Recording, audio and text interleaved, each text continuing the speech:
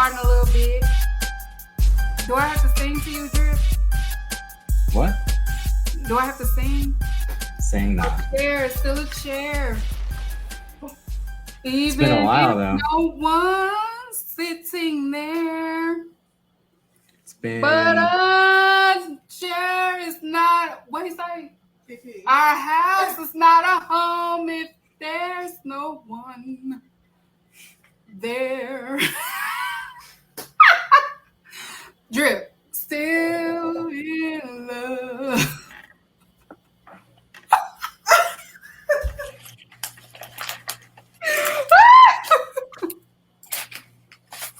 Drip, come back. See, look at Kim want us back. Everybody want us back. If you're joining the chat, oh no, I'm trying to sing his heart back. He's upset that the cable guy was there. Graham tripping right now. I don't know what he was doing. I was like, who is that? Right, I'm like, I'm not eating nothing. Yeah. I'm like, Matt's not here.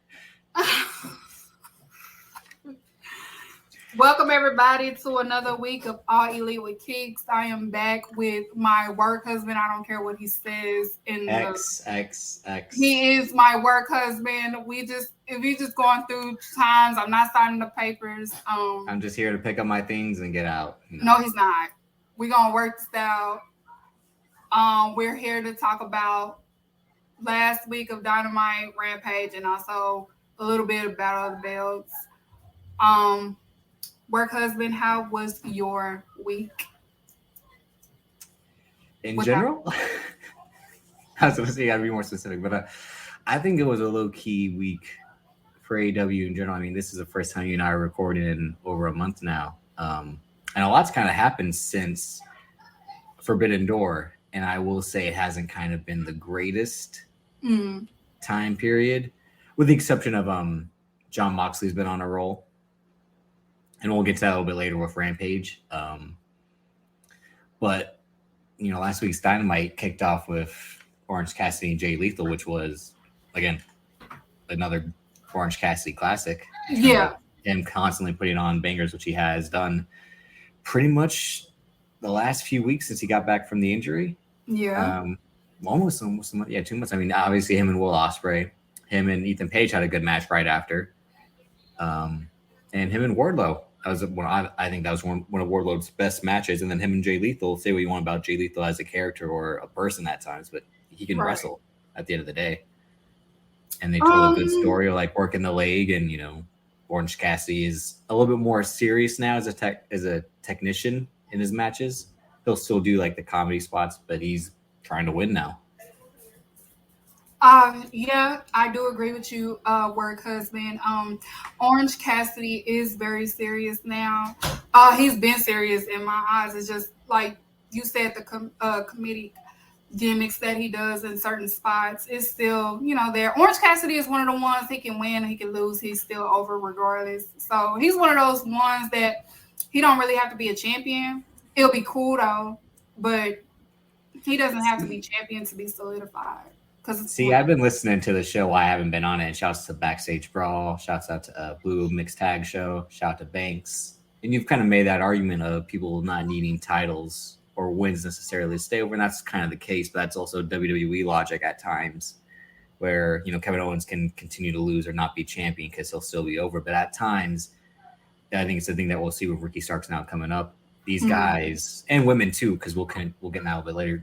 We'll need titles at certain points to kind of be validated or redeemed in a way, because that's the whole thing now with Wardlow is he's on this run, so you won't see him losing the title anytime soon. But they created these trios titles and kind of hinted at the best friends being in contention for that, which makes sense. And the thing that followed this match was kind of another build for the trios titles. Right. Well, they did reveal the belts, like we said last week. They did reveal the belts. They've been had the belts made. They just waiting on, Kenny to come back because, of course, Kenny gonna be in it. I don't think so. Who's he gonna team with? The Elite, duh. What did we see right after? What's the next segment? What's next? I mean, they can easily just still kind of kick Adam Page off. No, because that's the story they want to tell.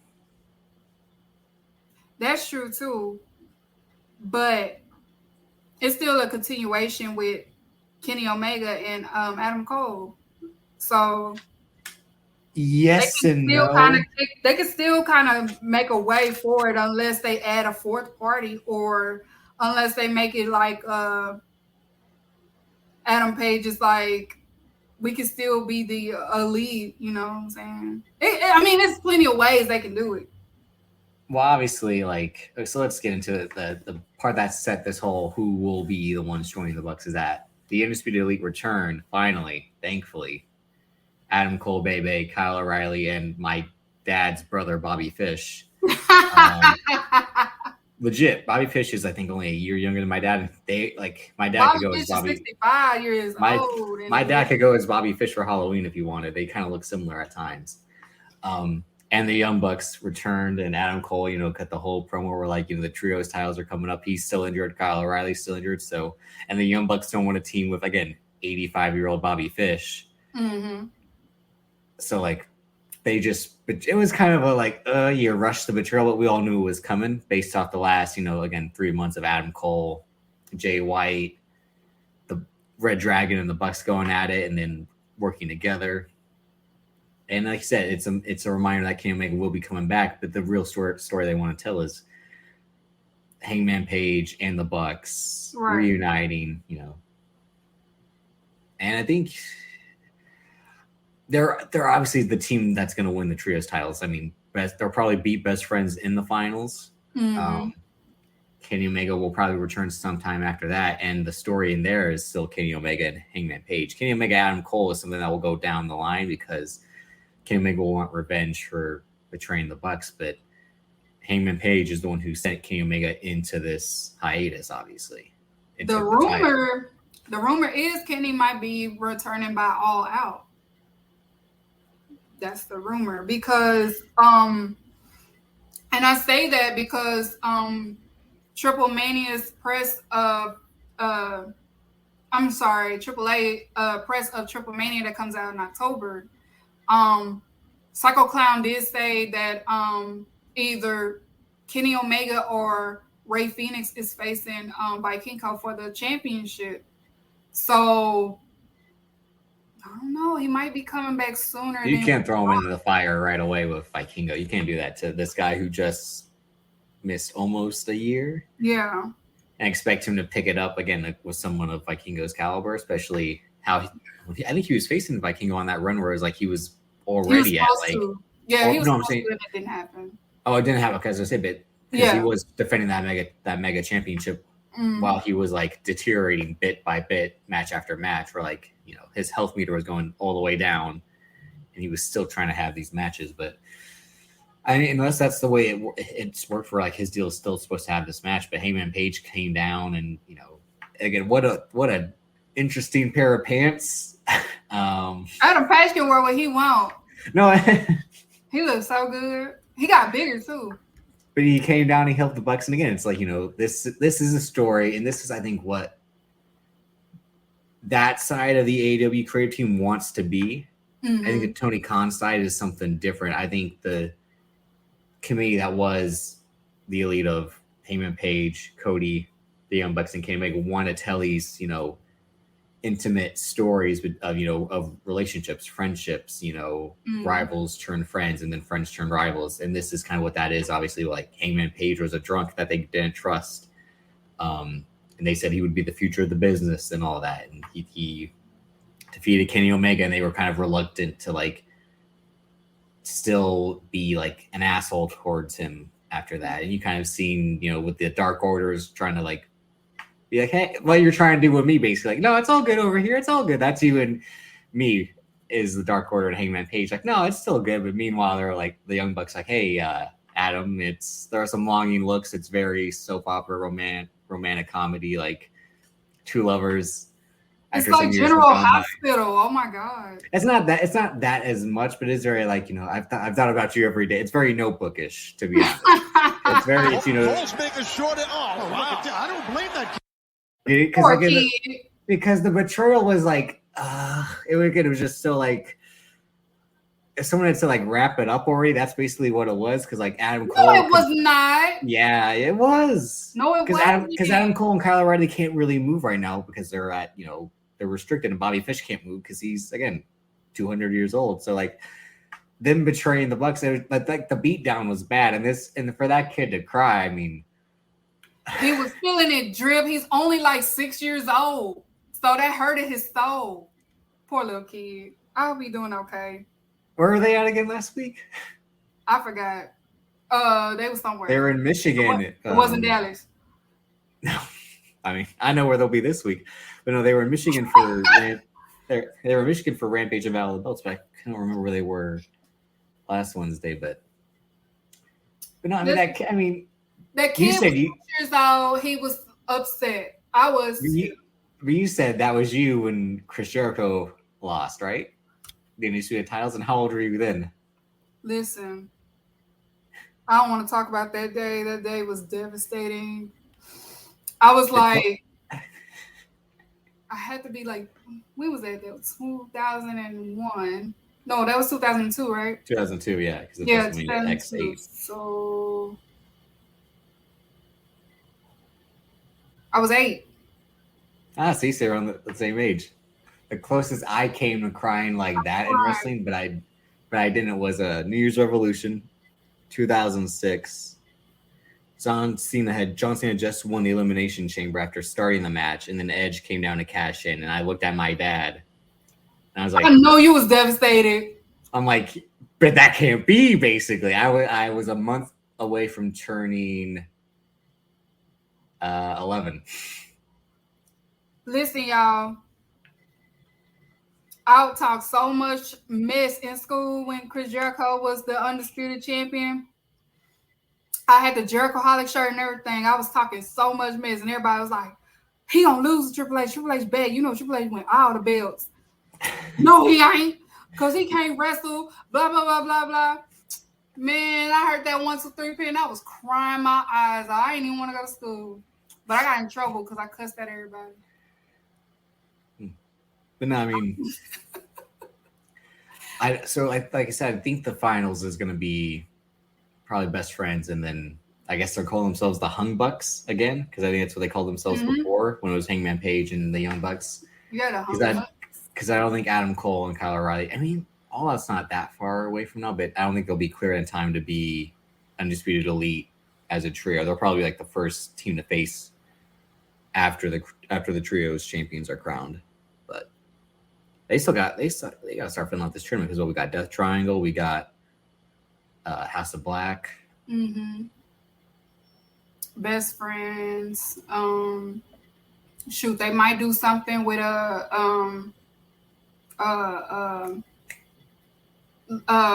shoot, I can't even think. There's so many they could do or mash up with, or some reunions. You know what I'm saying? So, but let's get to the next one, because we have some things to cover. So let's get on to the next subject, y'all. All men should stay out of women business, because that's women business. Yeah, it is women business. Happened next. It was Thunderstorm versus Britt Baker and Jamie Hayter. Thunder Rosa did better this week than she did last week. She didn't wrestle with a chip on her shoulder this time. Her spots was not questionable, so I'm pretty sure she was mentally on board this time. We've been talking about it, that like Banks said last week, that business aspect of wrestling, you can tell, is getting to her. So because she's just used to I'm gonna come out and I'm gonna wrestle, cut a few promos here and there, but as far as like being the face of a division, I'm pretty sure it is it's a lot on you. It's a lot that can be on you. But this week she did amazing. She did good. She was better. And I could tell she was mentally better.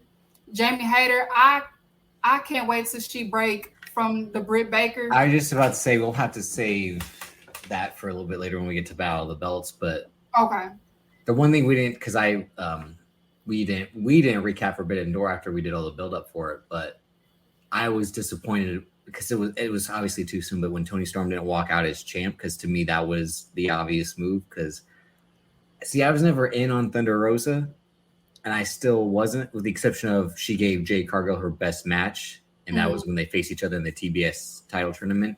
Yeah.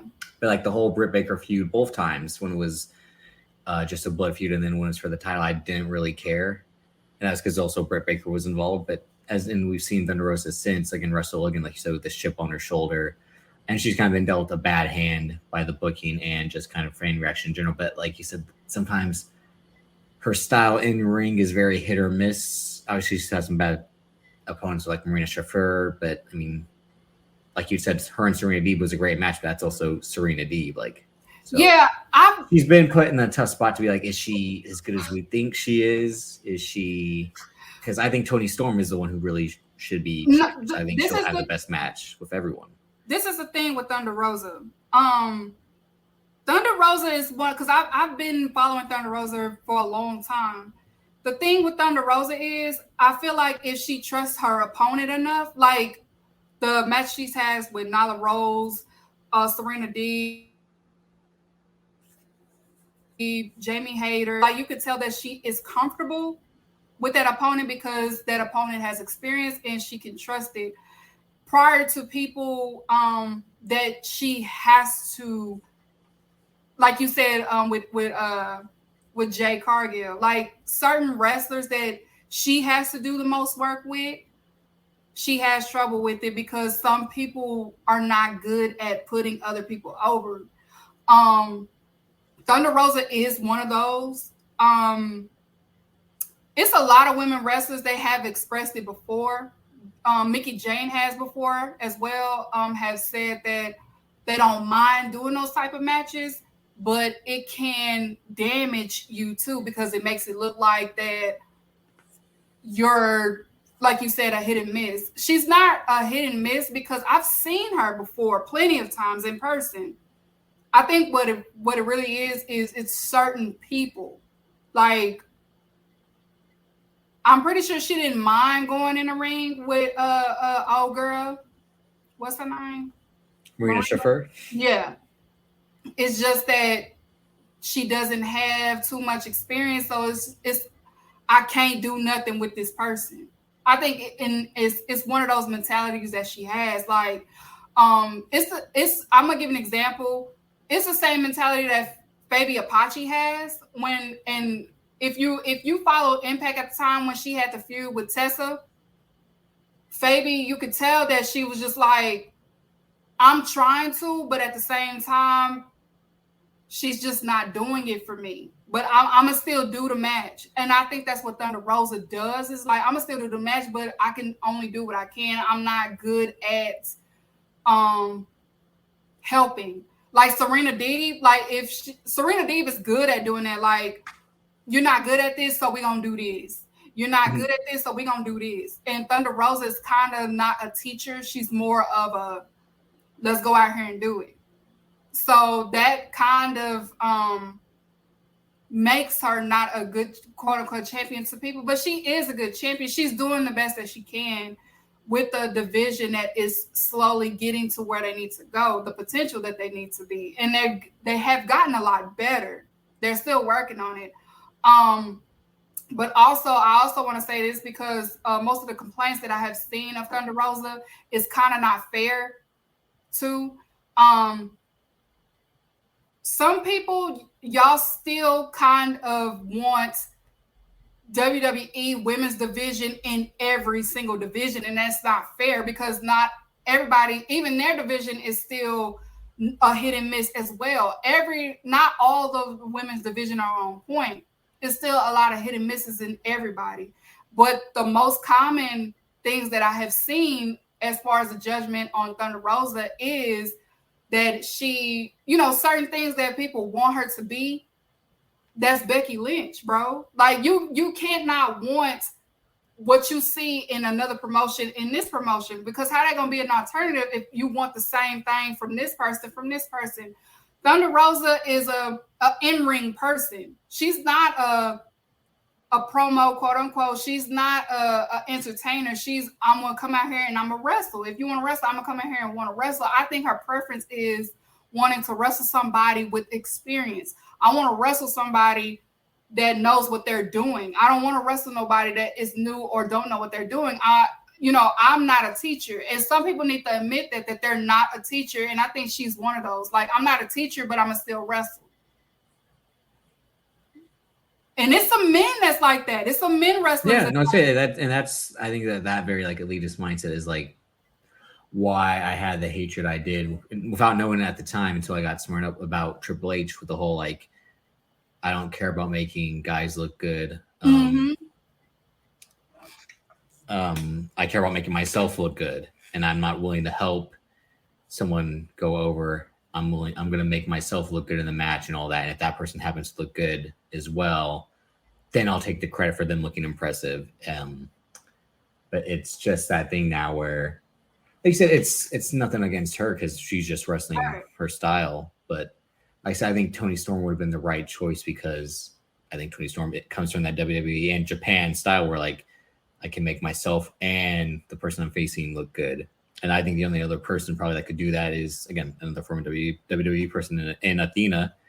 But one of the AEW homegrown women is probably Chris Statlander that can also be doing that in the future of I'll look good, the opponent will look good. Because remember her and Layla Hirsch had that good match at, was it the Double or Nothing pre-show? Yeah.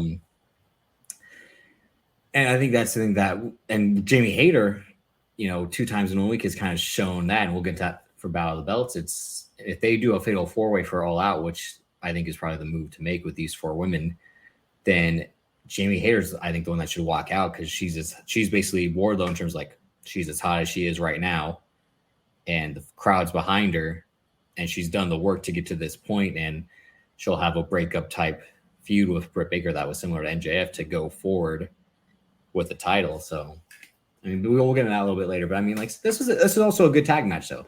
I mean, this is, I think, also it was a very good tag match. The best that Britt Baker has looked, which is saying something. Right. Because Toni Storm is good at doing that. Toni Storm was good at elevating Thunder Rosa. I mean, not elevating, but I'm sorry, Britt Baker. Making Britt Baker look good. Britt Baker does improve as far as her in-ring work, even though I'm not too much of a fan. But I have no issues with giving, kudos because she did improve a lot in the ring. Let me see what y'all saying in the chat while my ex, as he say, work husband. Yeah, I am. Like Thunder Rosa is not a bad wrestler and she's not a bad champ. It's just that she has a lot of pressure on her. You got to elevate the women's champion division, but at the same time trying to elevate certain stars. I'm pretty sure it's hard. If anybody had that type of pressure on them, I'm pretty sure they wouldn't, And I'll use another example. Y'all see this shit that happened to Liv Morgan? It's the same thing. Like, it's kind of hard. You know what I'm saying? Like, when you give people... And also, a lot of y'all wanted Thunder Rosa to be champion, and y'all have her. So to see people saying it's the booking, no, because she faced some great opponents. In the pay-per-views and also singles. She's faced some great opponents. The only one was the Marina Shafir. That's the only one that was, like, not necessary. But she's had great opponents. It's just that I don't think she's a teacher, and I don't think she wants to be a teacher. She just wants to wrestle because you can only teach so much. You know what I'm saying? Some people just don't have the patience to teach, and I understand it. So she's probably one of those. Like, okay, if you don't get it the first time, you just don't get it the first time. I'll just do it. That's probably what she's like. Like, it happens. You have, like I said, you have dudes that do that, and that's just what that is. Fans are very fickle.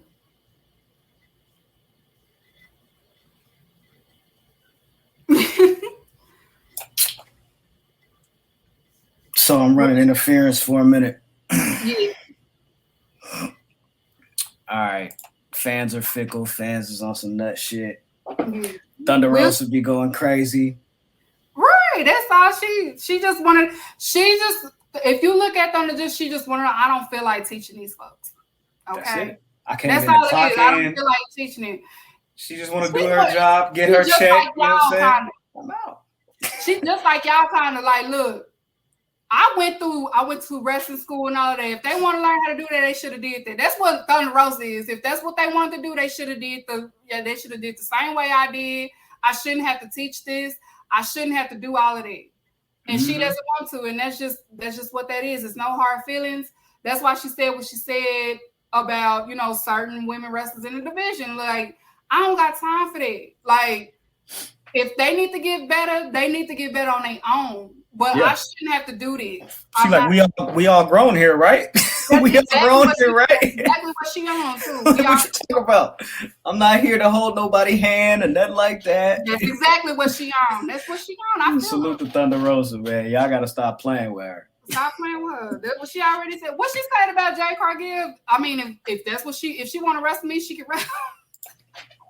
If she would like to, right? If she would like to wrestle me, I have no problem with that. She just better come with that shit. That's what she said. She told herself, "I'm not with the whole personals. I'm here to wrestle. If that's what she wants to do, then that's what she want to do. I'm not with the talking." Yeah. The way.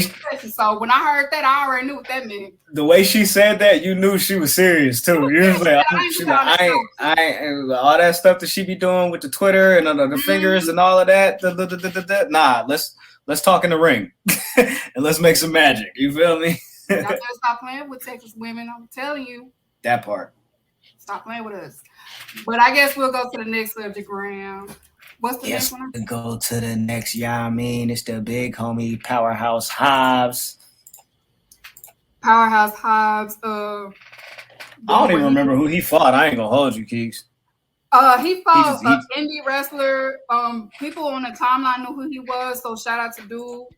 Okay. Of course, he lost, and then Ricky Starks came out, and Ricky Starks got his ass beat by Hobbs. So that's gonna be a good little feud. Even though I'm still kind of not over it, but still, we've been saying we wanted them to be single stars, so here we are.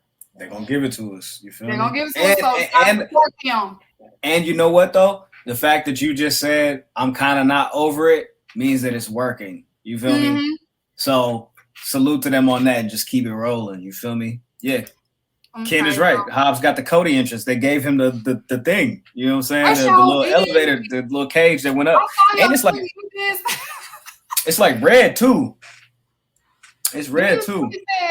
What you say? They gave him a song too that's supposed to. Oh no!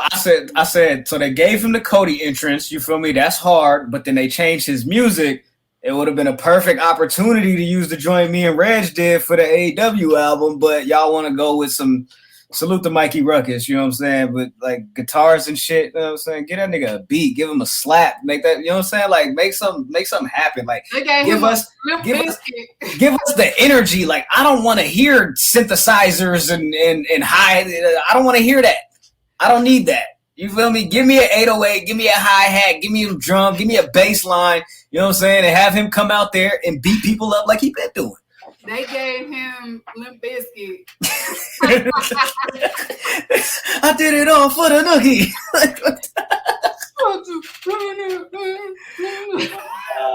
Hold on. We in the comment. What's happening? No. Hey, Keeks, let me go ISO real quick. Anyway, so my number is 70. I'm just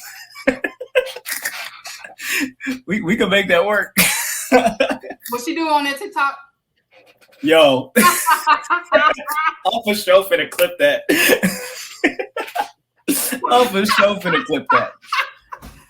But no, the Hobbs and Ricky Starks program, that's gonna be dope when they really get into it. You know what I'm saying? I don't know when they're gonna do the match.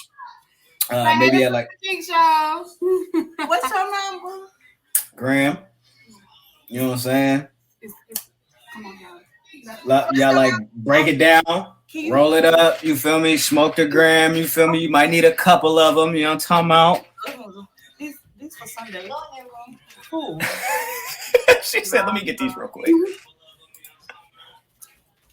Why is it a delay? Right, I'm sorry. I'm sorry. Next. Damn, we just trying to support y'all. I know. Hazel, go. I'm so sorry, y'all. I'm sorry, everybody in the chat. I'm sorry. Everybody in the chat. Babe, give me your number after the. I am weak. Easy call. I can see with these. Easy call. Okay, y'all. I'm sorry. All right. So that was Hobbs doing his thing, right? Y'all, you ready to take it to the next jump? Yeah, let's go to the next one. Let's talk about a real vet. Let's talk about a real vet, Keeks. A real vet. A real vet. You know? Shout out to the peepers. Yes, indeed. Peepers. Hey, I ain't gonna hold you. His gear go good with the colors here. You know what I'm saying? All that, the stage presence. They must have knew. They must have knew. You feel me? They knew. It's good, TK. Christian took what MJF said personally. You know what I mean? Like, he took it personal. Like, he like, you know what? Right. Here and go. All right, bet. At that. I'm gonna show you who needed who. All right. Talk to him. If you an edge head up in here, I don't care. I don't care. Peepers gang. Peepers gang. Peepers gang. I got a hand. What we do? What we do? Okay, never mind. How we talk? Gang. Oh, you feel me? Yeah, what's happening? I see that out there. You know what I'm saying? So why he do Matt Hardy like that? He put mans in the dirt. I look, Matt Hardy, he old, bro. Matt Hardy old, Keeks. Oh, Matt Hardy came out like this, bro. I'm like, yeah, it's time to wrap it up. Like, you know how them bad back old folks walk? He was struggling walking out. Like, excuse me, young blood. It's time to wrap it up, bro. Time to wrap it up, bro. We love you, bro, but it's time to wrap it up. But he keep doing stuff like this. His body again to drive Christian through the table. No, the table was. Christian, like, excuse me, brother. Let me just get out your way. Pardon me. You want to take what spot? Oh, okay. I'm not doing that shit. All right. Right. We pushing 50, bro. Why we doing this? Right. That's funny. I love Connect. What are you talking about? I don't know. Time to log out. Yeah, yeah, that's a real bet. Joe Boy came out and his shirt said, give Christian some pussy or something like that. I think it says Christian is a pussy. Oh, I thought it said give him some. Okay. Nah, he just wanted to let it be known Christian is a pussy. He is. He said give him some. He might need to get him some too. The way he was talking, like you broke as hell. Your wife trying to divorce you because you ain't got no chicken. I'm like, listen, don't Christian, do this. Don't do this. What's up, Christian? That's all I gotta say. Then we can move on to the next one. Not too much on the old people. The dumpster match. The Acclaimed versus the Ass Boys. I ain't gonna lie to you. I love the Acclaim. I just didn't care for this match. I do love the Acclaim though. I just didn't care for this match. So. Keeks, what I've been saying. You don't believe what I was saying? I don't believe it. You know why I don't believe it? Because nobody cares about the Ass Boys no more. That's what I'm saying though. That's exactly what I'm saying. They're trying to make people care about them by putting them with the Acclaimed. Like I don't care about them. I know the audience don't care about them. They get no reaction like that. You know what I'm saying? So it's like I just feel like they're trying to feed off of the energy that the Acclaim gets from the crowd. It's like, okay, maybe we could transfer some of this to these guys because otherwise they have no charisma. The audience said the jig is up. For sure. I'm with them. You know what I'm saying? Good riddance. So we're playing with a different rival now because nobody cares too much about the Ass Boys. Scissor me, daddy. TK, you listen? Because I know you do. Stop putting the Acclaim with the Ass Boys. Nobody cares about them. Ass Boys. I like the song though. Where the ass? Oh, that's not their thing. See, they should have used what. See, they should have used what Hanson gave them. They basically did the same thing that they did when the New Age Outlaws fought Terry Funk and Mick Foley. It's the same match. You know what I'm saying? They ended the same way. Put them in the Yameen, push them off the. You know what I'm saying? So it was a cool little homage and a callback. You know what I'm saying? Long term booking. They don't like that. Don't start that shit on here. That's what it was. I forgot about that match. They did have a match like that. Oh, yeah. See, if we would have cared about the Ass Boys, that would have been a whole. Oh my god! But it wasn't. So moving forward, to the next one. That was the dumpster match. Jared Goat versus Yuta. Did y'all see my Jared Goat? He still got it, and then y'all stop making him stop making people put the knees up with the line saw. I want to see him fully do it. He can still do it. Yeah, he can still do it. I ain't seen him do it in a minute, but now that he done dropped a couple pounds, he can for sure get that rotation on there, no problem. He was doing it with the pounds. All right, maybe the execution will look a little bit better. Y'all lucky that I got complaints because people was like, stop making him your wrestler of the week. Okay. You know, whatever. It's the Jared Goat, Vaughn. It's the Jared Goat. It won't be it this week. It'll be again. Right. No, we know he coming back.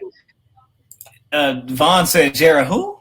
Vaughn. Yeah, you feel me? I just get out the Keeks Club. You feel me? You can't. Right. Don't do that. Hey, Vaughn, keep playing. Keeks gonna fold him up like this. You said leave that up. Look at his head. Look at. No. When he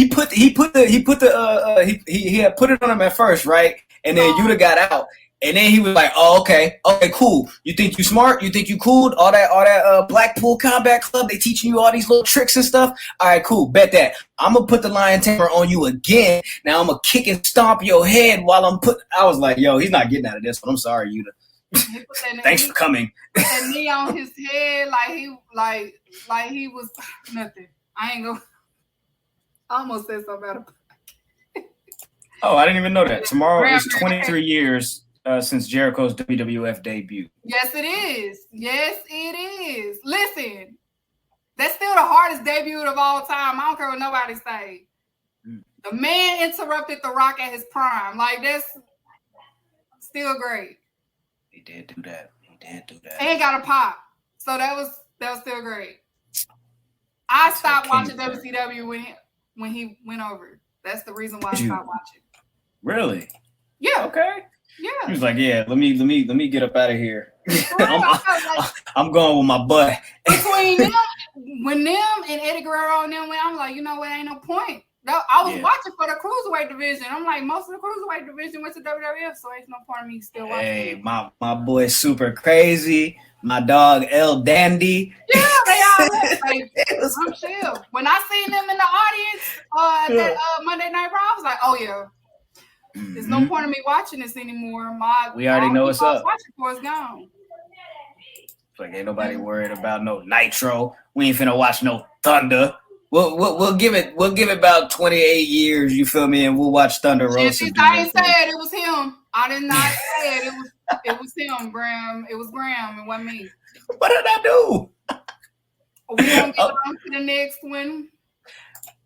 Rampage.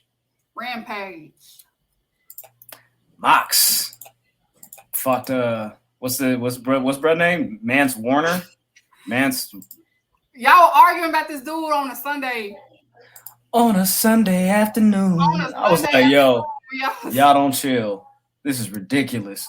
Wrestle Weekly, this is all your fault because y'all posted the damn video. So Wrestle Weekly, it's all y'all fault because y'all posted the musty dude saying that he was upset that he had to do homework on this guy.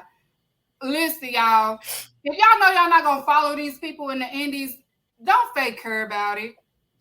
Cause y'all asking who this is, like y'all about to follow him. If y'all know y'all not about to follow him, though, who cares? Cause y'all thought he was gonna win. He wasn't gonna win.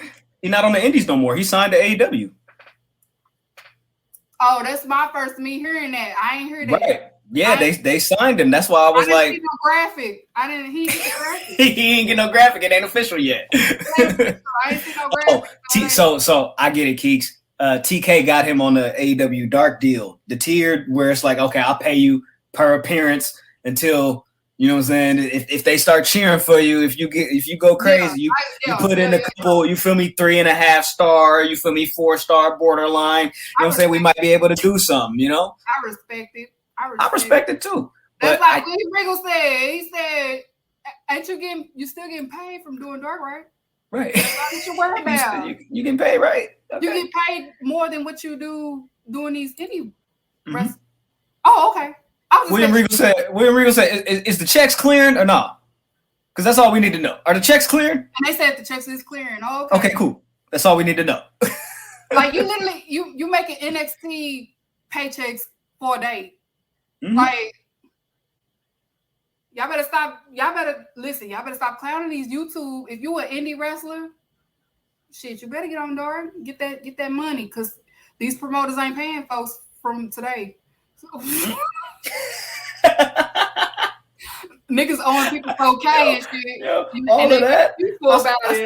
I seen old girl in Impact talking about I can't get this or afford this. I was like, yo, wrestlers, bro. Like Scott needs to be bullied too. Scott ain't paying his wrestlers. People owing people 4K and all this other stuff. Y'all crazy. Y'all better aim to get on Dark.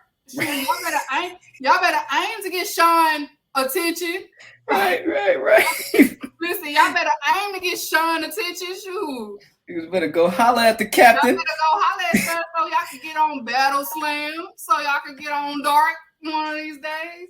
Shoot, get on Big Pro. Shout out to Susan. Who was her name wrong? Delete that. Make sure you do not put that on. Hit Club Pro. Yeah. Salute to Suzette. Y'all going crazy. Shout out to her. Y'all better hit up these black folks that's paying on time. Right. If you want your chicken. These black promoters that's paying on time.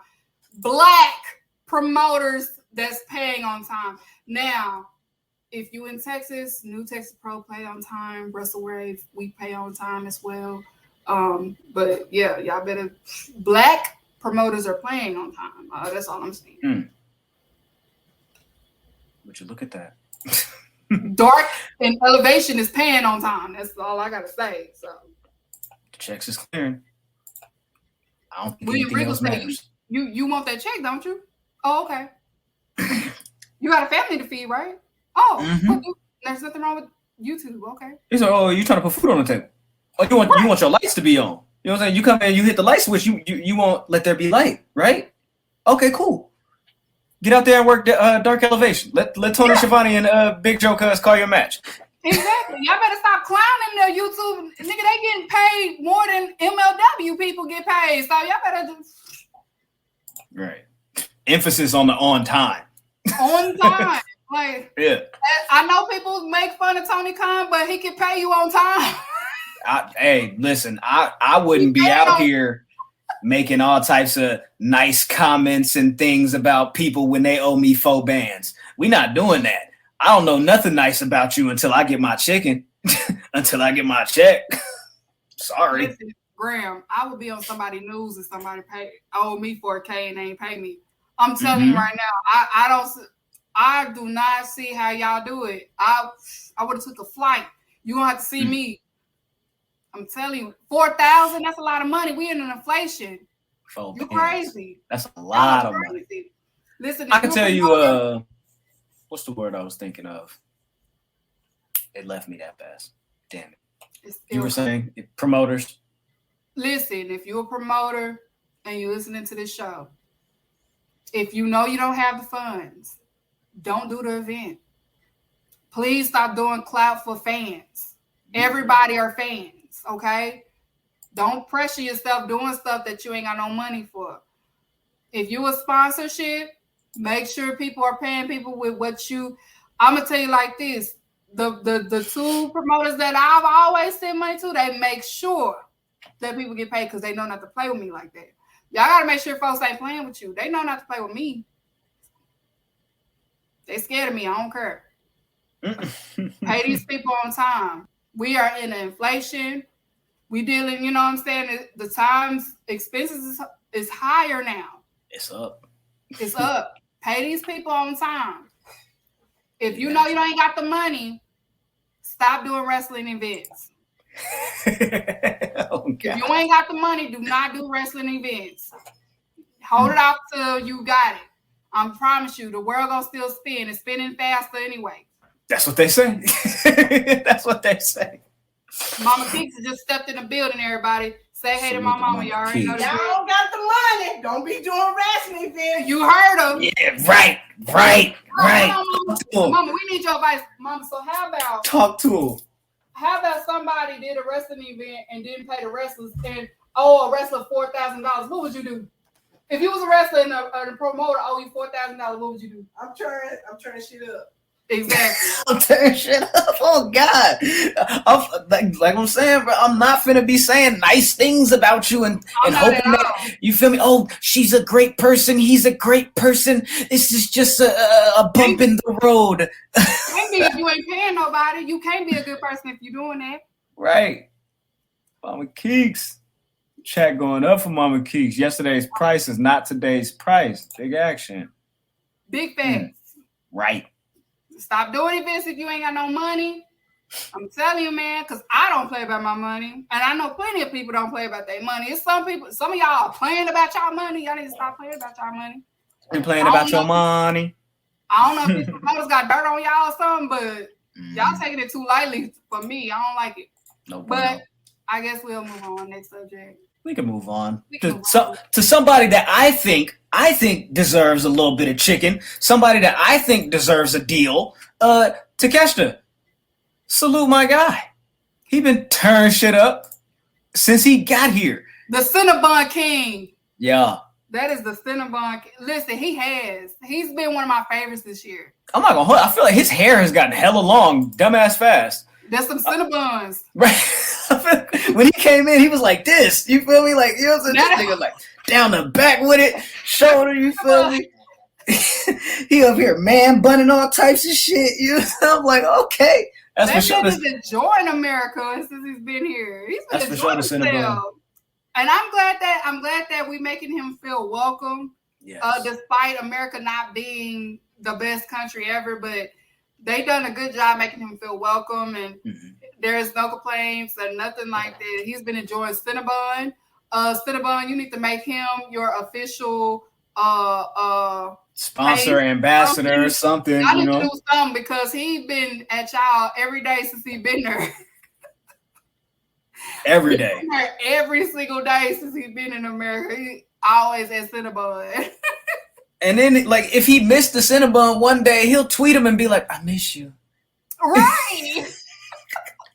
And Cinnabon to tweet back, can't wait to see you again. I'm like, yo, I fucks with it. I like it. I do, too. I fucks with him. Cinnabon King. That's what I call him. Y'all need to give him a joint merch with Cinnabon and him. That would be so cool. That'd be fire. Him licking or kissing Cinnabons. One of the, well, not licking, but kissing, I guess. Or hugging. You got to lick it before you stick it. My bad, Takeshita. You do it. Children is listening to this show, Graham. That was nasty. It was. I'm sorry. Graham said he in the apologize. Ziggler trying to brother. impress your sister. You said Ziggler brother. Ziggler brother.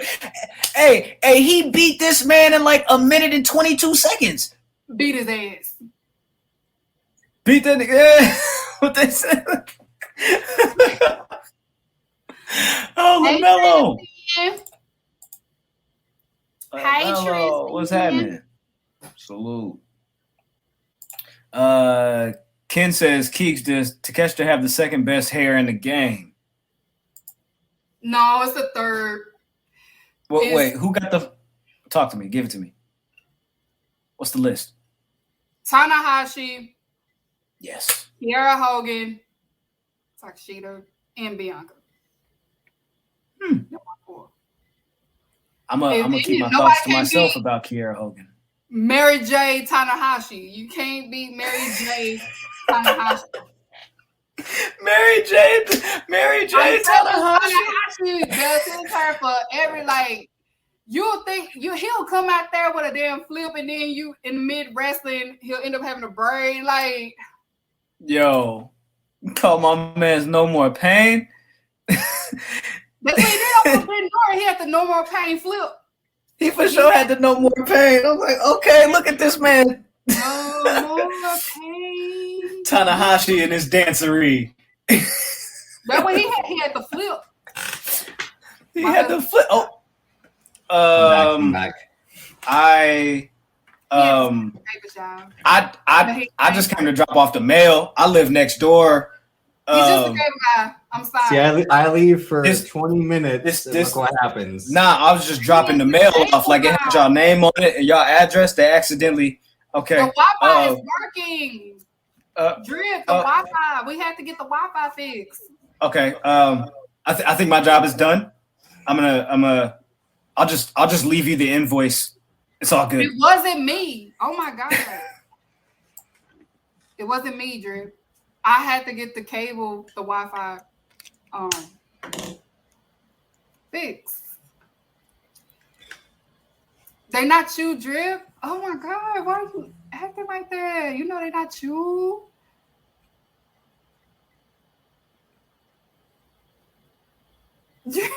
Yo, we was just praying. It's crazy. I'm turning my We mic had off. Bible study. Oh my God. It was Bible study. What's the next segment? Where are we at right now? What's the next segment? The main event on Rampage. We on Rampage now. Did we just skip over Madison Rain and Layla Gray? No, we did. Because you just talked about Takeshita and. Okay, I'm sorry. Y'all want to do everything by the book. My bad. I had it right after this, but I'll go ahead and switch it. We could go back to women business. I'll mind mine. Women business, because Jay did come out. We had Madison Rain, and Madison Rain is part of the staff now. She's part of the talent relations for the women division. So she had her debut match against Layla Gray. That was actually a good match. Layla Gray actually did wonderful in that match. She did really good. So she should get signed pretty soon and be part of the women's division, either here or ROH. But she did really, really good. Then after the match ended, of course, Jade Cargill came out and challenged Miss Rain for the match. And of course, we'll see how it goes. And it's like I've said before with Jade Cargill, it's just certain spots that she overthinks on because she still hasn't got out the basketball mentality.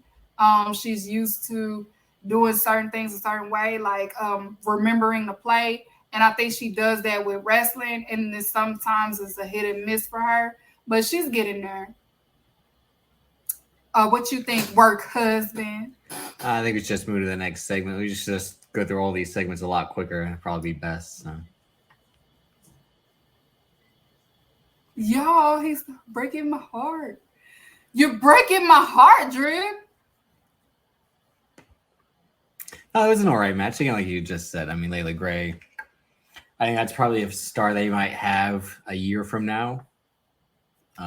Again, maybe sort of like how they had. Again, we see now that the Ricky Starks, the Hobbs, the Chris Statlanders, these people who 2 years ago, were like, oh, I wonder what they'll be like a year or two from now. And I think she might be that for the women's division, kind of like how Anna Jay is now, especially that she has the JAS revamp, and Ty Conti was already kind of solidified in NXT in a way, so people knew what to expect when she came over. But this heel Ty Conti, Western Guerrero is a little bit different.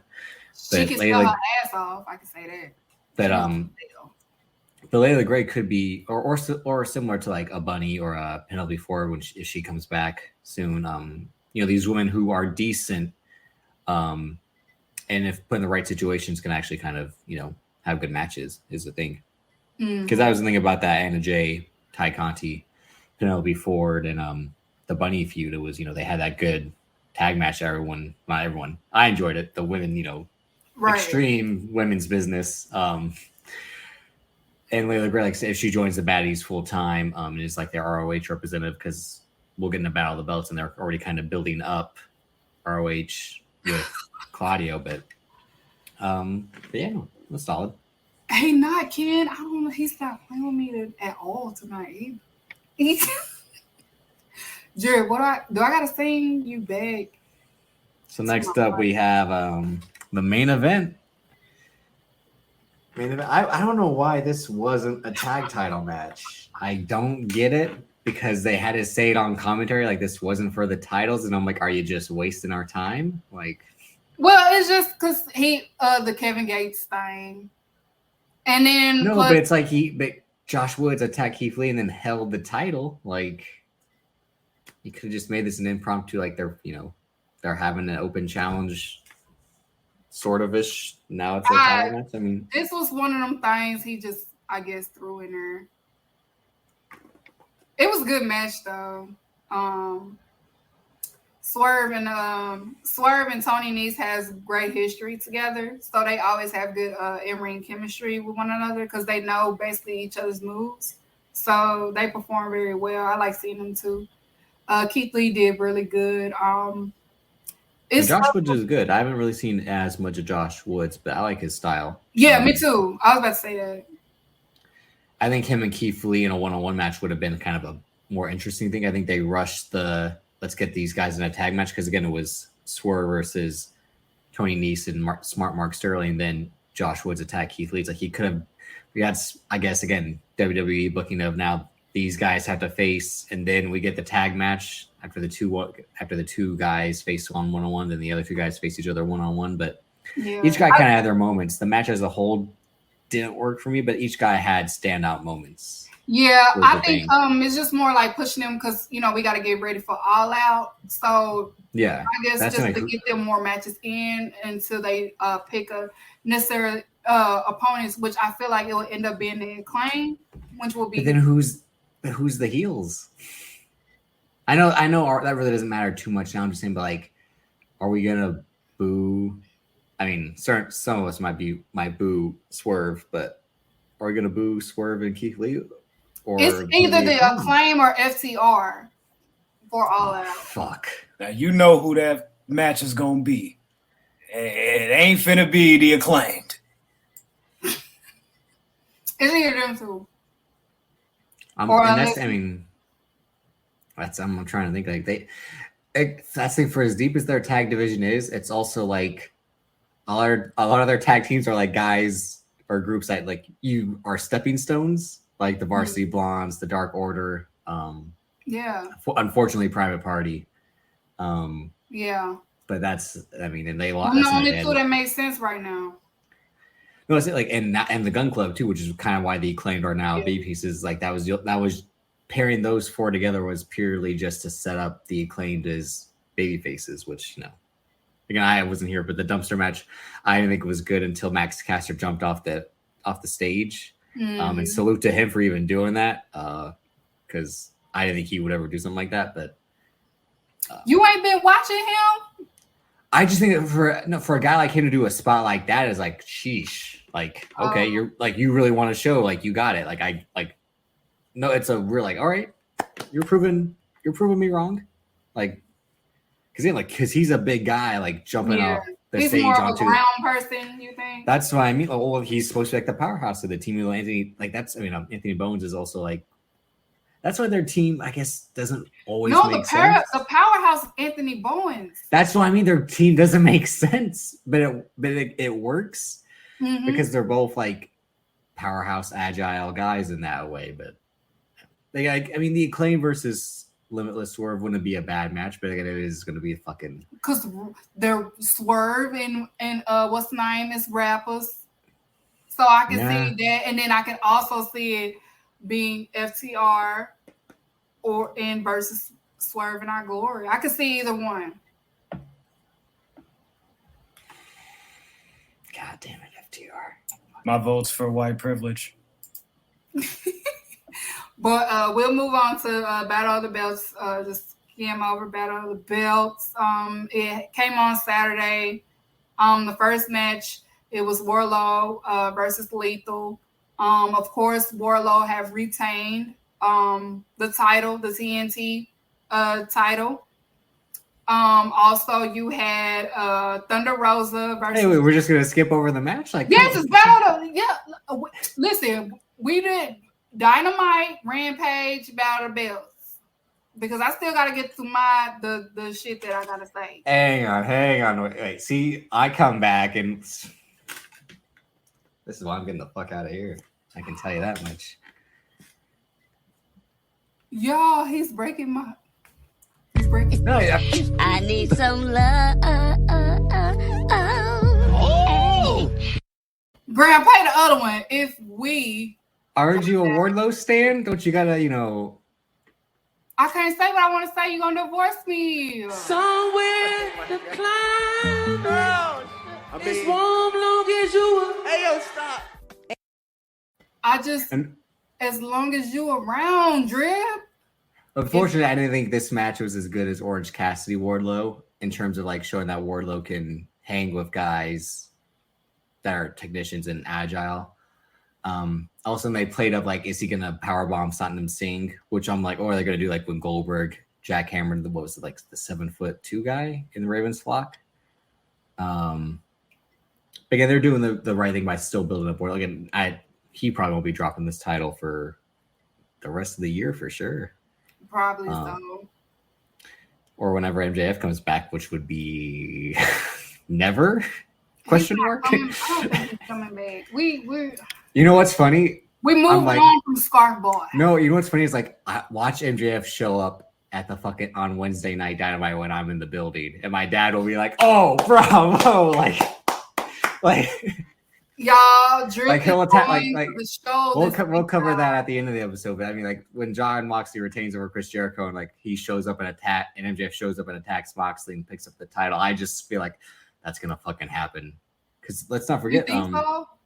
I had a feeling because even there have been 2 years in a row for WWE though where they like people have made their returns in Minnesota. Sasha Banks last year when she returned and then betrayed Bianca at the end of the show, and then Brock Lesnar showed up a couple months ago after being gone since WrestleMania. For some reason, people just return in Minnesota, which I don't know why.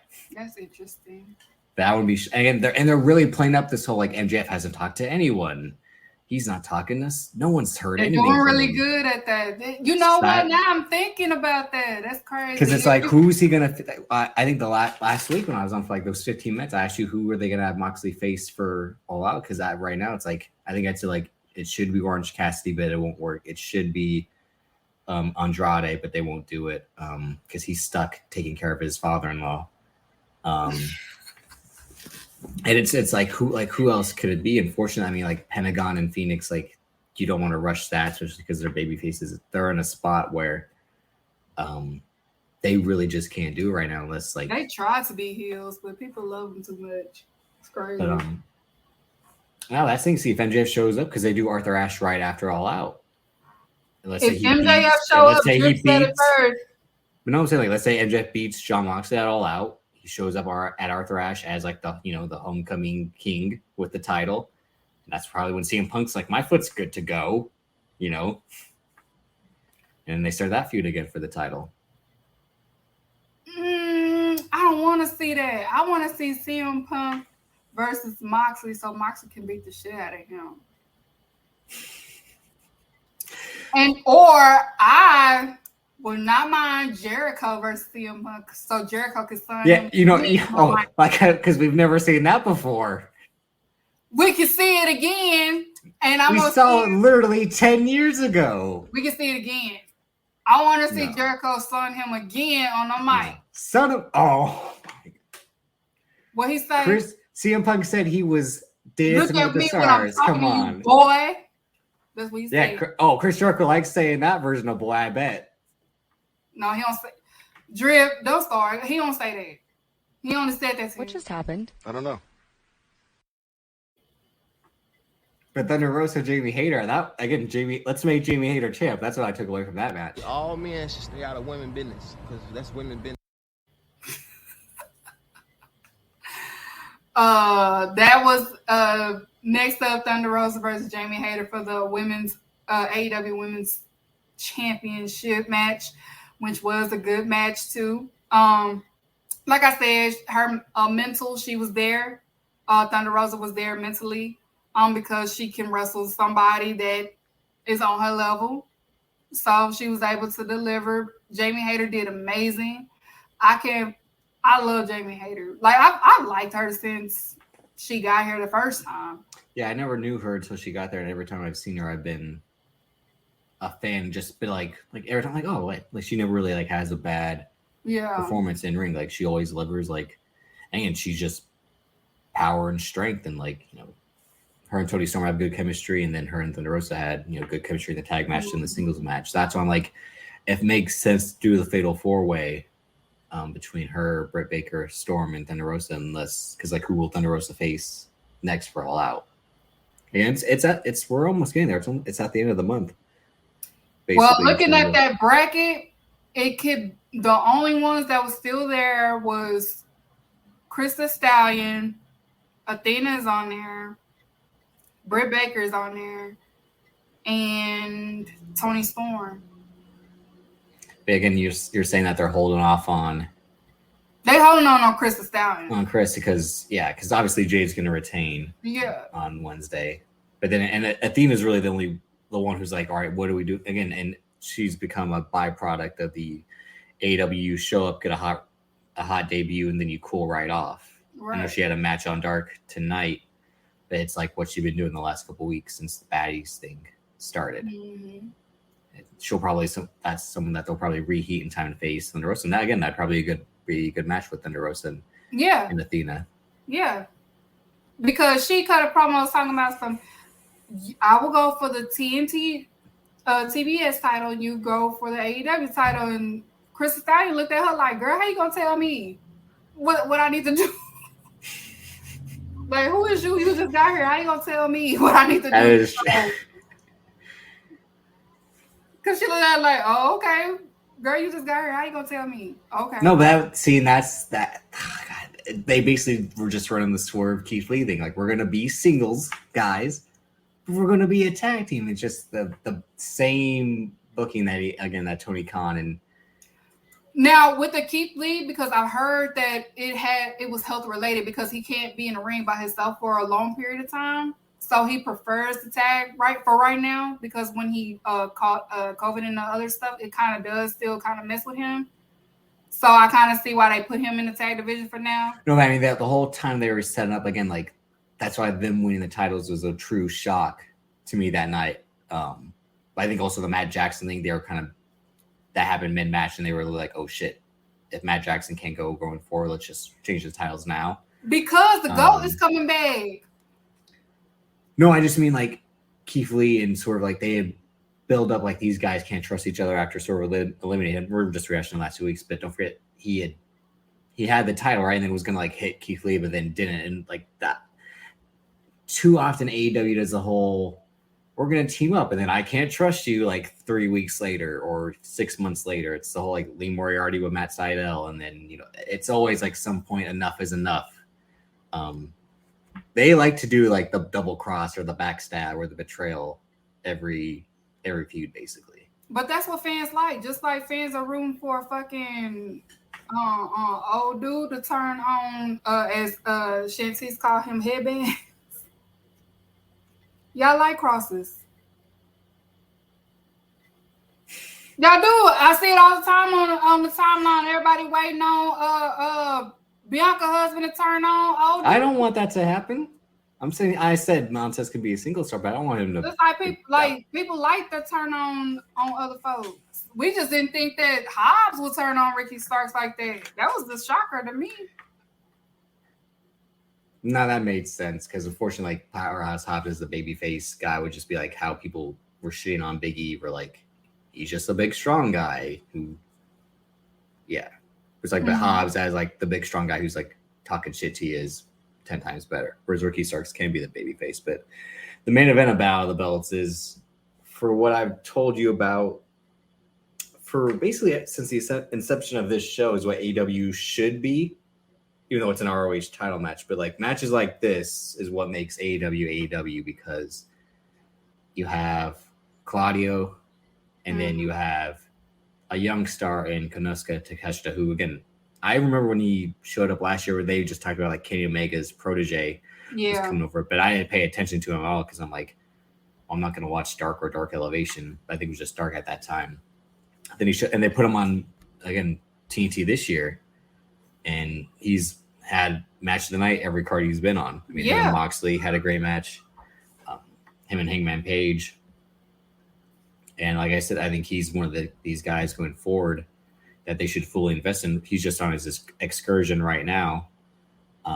Well, he's still on contract for. No, so I mean, this is like with DDT, so he'll be in the States, I think, for a few more months and then head back. But if they were, but they also have this relationship with DDT to share talent, and all that. But if they were to fully invest in Takeshita going forward, just seeing that he's been established and has these matches and has resonated with the crowd by, hanging with the top stars of their company, and then maybe even one day playing up the Kenny Omega-ness of his story with being trained by him and all that, or at least, in some aspect. But put that comment up. Who is Latrell? What that say? Boy, if you don't grease up, you are going to get kicked out the fucking Kickers game. That's not a compliment? No. Oh, okay. No, I think the truth of words he might say. Mama. But and this match showed what we saw. I mean, for over a decade when he was on the main roster, that Cesaro, Claudio, whatever you want to call him, goes. That's it. And again, I think Graham, were you the one saying outside the ropes, it ain't it? It's not. It's not. He can't talk. It's true, but it don't fucking matter. Like, it doesn't matter. He wrestles. He's a wrestler. But it do matter when you give him a microphone. No, it don't. It only listen. I want to say this because I've been wanting to say this. All this promo storytelling that y'all be wanting over here is not gonna happen, okay? No, you ain't doing this shit to me. When I said Daniel Garcia can't talk, he can. I'm like, he can't. He can wrestle. That's all that matters. I just made this argument. Listen, y'all need to understand these. This is what y'all need to understand. Who's got better bars, Graham? What the AEW fans want, not y'all.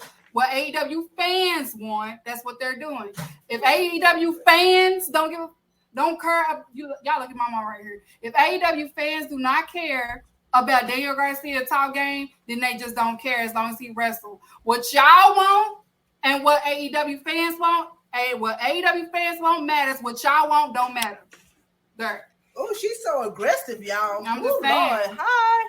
I'm just saying, y'all know. I'm an AEW fan too, though. So, like, what I want don't matter. What y'all want don't matter. Like, if none of them is, I'm talking. No, but the guy who was talking. Why do y'all got on shades in the house? That's what I just don't understand. Oh, I'm sorry.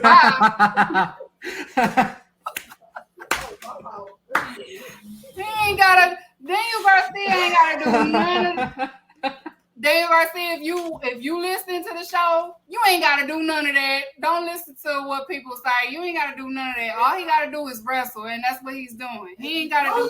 If you want to do all of that, you go to Connecticut. But we ain't in Connecticut, is we? No. Mama Keeks, you don't remember me? Okay? Y'all be wanting certain stuff that WWE be doing and AEW. That don't work. Y'all don't know how to differentiate the two. Y'all want AEW to be the alternative? Let them be the alternative. Let them do what they do. They not the promoters. They not the promo people. They not the storytelling people. They storytell sometimes, not all the time. Y'all keep saying they like a big indie field. Let them be the big indie field and let these people be the entertainment field. Y'all need to learn how to differentiate the two. That's y'all problem because y'all don't know how to do it. That's when the blessings come in. Blessings come. Period. That part. Period. Anybody else got something to say in the comments? She's so wrong. I'm just saying, that's y'all gotta learn how to differentiate the two. I'm No sorry. one said that in the comments. Graham and I started that because I said Claudio again. He was Claudio, only ever I gonna, know Claudio ain't a good promo, but he can wrestle. That's all that no, matters. that's what I'm saying. Like, he was only ever going to go so far because again, him as a talker, it's not it, and that's why it was smart to pair him up with Sheamus for a period of time because he needed Sheamus more than Sheamus needed him, even though Sheamus was the one that needed to be in a tag team for his health, basically kind of what Keith Lee is in terms of like to alleviate some of the stress of having to work singles matches. But and then we saw once the bar broke up, Cesaro was back to being generic. I'm going to have match of the night guy, and him and Seth Rollins had that feud again at WrestleMania. It was like, is this going to make this guy? He got the title match with Roman Reigns. It's like, all right, he's finally going to be the main event player, and he went right back to reality. And it's been the thing over the course of his career where he had great matches with Roman Reigns early on when Roman Reigns was trying to be solidified as the guy. He had great matches with John Cena. Everyone, you name it. Now he's coming to AEW, and he's only really had a few so far, but this is obviously his best match to date, and which is why I still haven't watched the ROH pay-per-view, but I'm aware of the situation that was with him and Gresham, but him and Takeshita, again, it was what wrestling is with, let's throw some forearms, let's throw some uppercuts, let's, get up, fire up, throw a clothesline, fall back down, get up, fire up, and then throw another clothesline. It was, like video game wrestling, but also that pure wrestling. That was, at the end of the day, it was just a great fucking match is what it was. And he made a star, and he showed why he probably should be ROH champ for a long time. And unless Bandito or Dragon Lee show up, but otherwise no one's going to be able to carry that title and that company with given the Gresham thing going forward, and whether they get a TV deal coming up or Rampage turns into Friday night ROH, whatever. But Claudio as ROH champ was the move to make, and we saw it with this match, and what he'll be able to do going forward with, again, whoever else leaves the AEW roster to go to the ROH, because then I think they just signed Blake Christian to be an ROH wrestler and still cross over to AEW at times. And he's a guy who will have probably great matches with. Hold on, y'all. And then she tried to sneak out like we didn't see her. I know that ain't who I think it is. She tried to sneak. She gonna bend down and try to sneak over like we didn't see. No, everybody can see you. Okay. Everybody said we see you. I'm sorry. I agree, Drip, though. I'm sorry.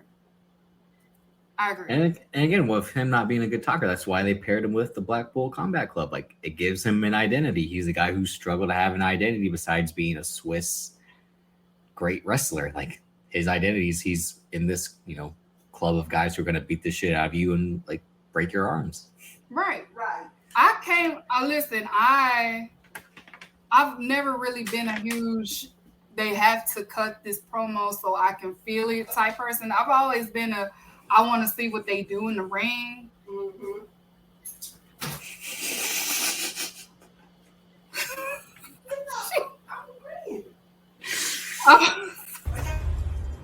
I know that ain't who I think it is. She'll be your new co-host going forward because, like I said, this is my last time I'll be on. So. Oh my God. Why he ain't gonna be on there? I don't, Mama. Tell her.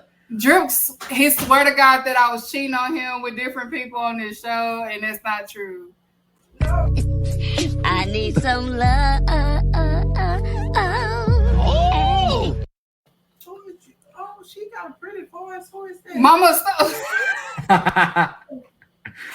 Mama, move. I'm trying to finish the show. You the shit. No, I'll leave right now. She'll finish the show with you. Drip, don't leave. Don't leave, Drip. I'm back. You what else you need? Oh, my bad. I'm out.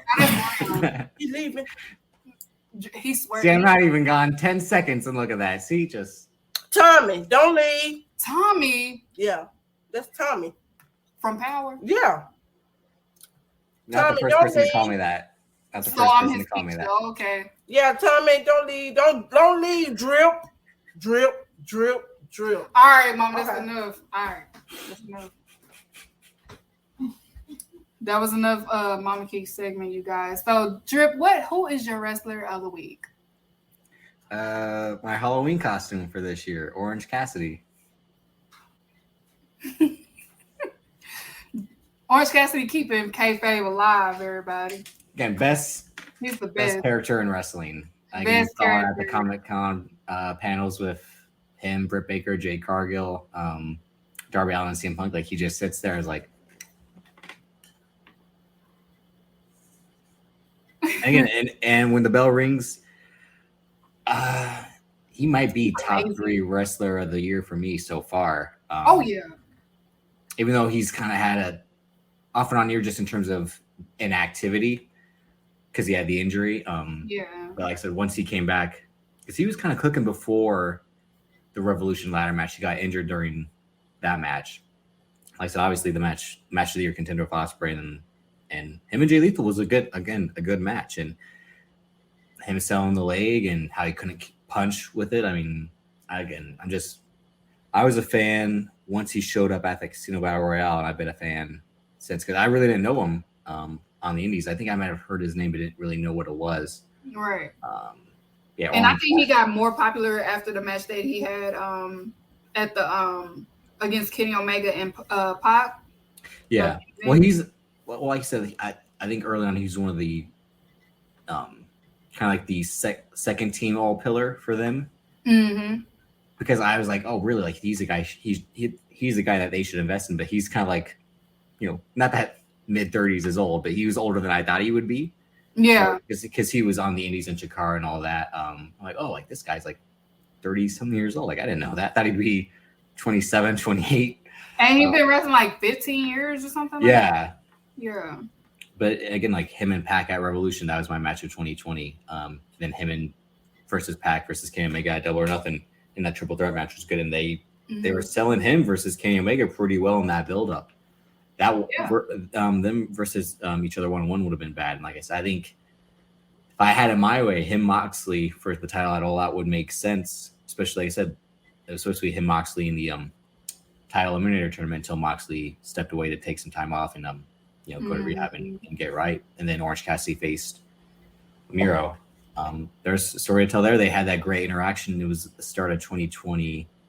Yeah, when Orange Cassidy got in the ring and then John Moxley put his hands in his pockets and just like did the Stone Cold Steve Austin face type thing to Orange Cassidy. It was like one of my favorite segments of 2020, but he's my wrestler of the week. No, that time when Orange Cassidy yelled at Chris the Stallion to get her. That is a great segment. Everybody was just like, "Oh my god!" When he breaks character, breaks the right. He meant that. He did the whole like, get your ass in there, right? Get in there. Don't you want this? Go. I was like, yes, sir. I'm about to get in the ring too. I was like, okay. I never seen him like that, so that was a pretty cool moment. My wrestler of the week, I was bullied. Y'all told me not to make Jericho the wrestler of the week again. I was no, don't let them bully you. This is your show. They bullied me. They said don't. Arm drag. See, this is me trying to be a supportive husband. No, stand by your shit. Come on. So Who's your wrestler of the week? My wrestler of the week is Thunder Rosa. No. Nope. Say it. Nope.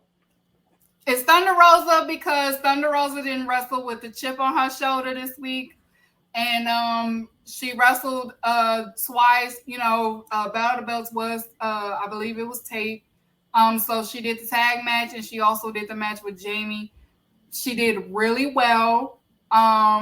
She proves to y'all that she is worthy of a good champion. It's just, like I said with Graham, she doesn't have time to be teaching nobody. Like, you either got it or you don't, and I ain't got time for that. That's just where she is right now.